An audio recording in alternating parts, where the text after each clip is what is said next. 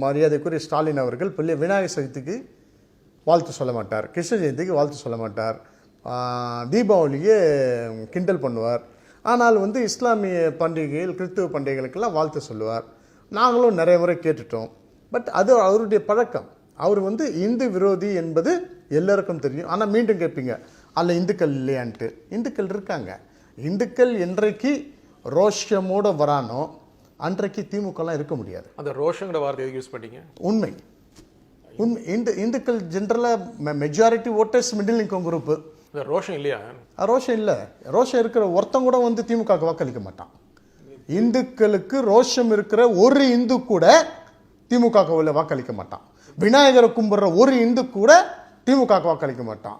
கிருஷ்ணர் உண்மையா கும்பிடுற ஒரு இந்து கூட திமுக வாக்களிக்க மாட்டான். தீபாவளிக்காக கடன் வாங்கி தன்னுடைய குழந்தைகள் புத்தாடை அணிய வேண்டும், பட்டாசு வெடிக்க வேண்டும் என்று நினைக்கிற இந்து உண்மையான இந்துவா இருந்தால் திமுக வாக்களிக்க மாட்டான். திமுக வாக்களிக்கிறீங்களா?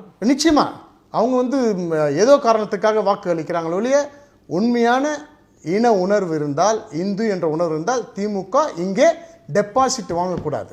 அது அந்த அளவிற்கான இந்து விரோத எண்ணத்தோடு திராவிட முன்னேற்ற கழகம் செயல்பட்டு கொண்டிருக்கிறது.